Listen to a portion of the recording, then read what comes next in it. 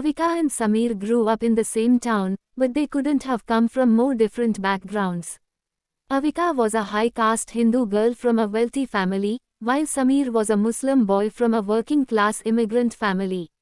Despite their differences, Avika and Samir fell in love when they were both teenagers. They kept their relationship secret, sneaking around town to steal kisses and spend stolen moments together.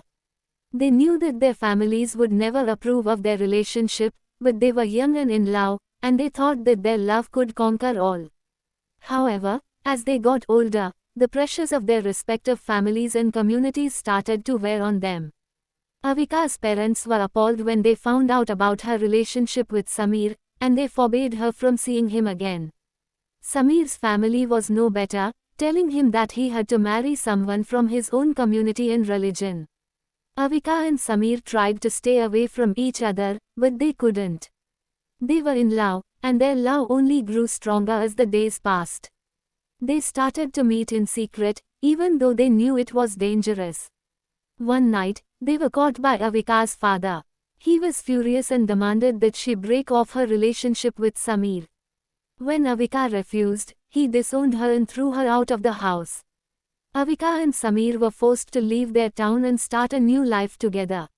They moved to a nearby city, where they tried to make a new life for themselves. However, they were constantly looked down upon by the people around them, who judged them for their different backgrounds and religions.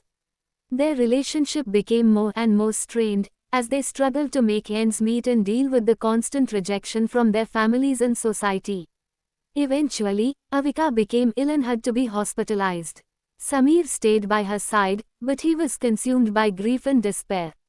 As Avika lay lifeless in Samir's arms, he couldn't bear the thought of living without her.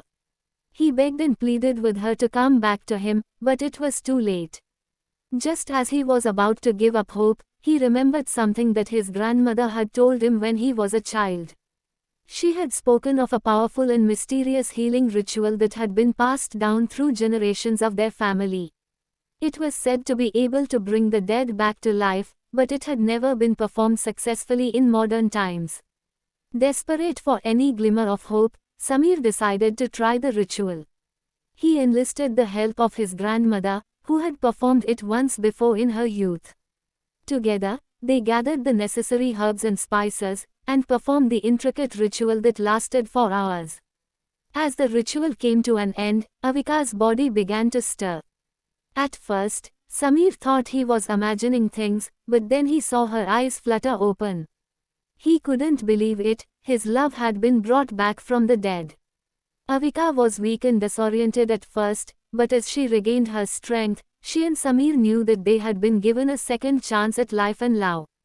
They moved away from the judgmental town they had called home and started a new life together, free from the prejudices and constraints that had once held them back.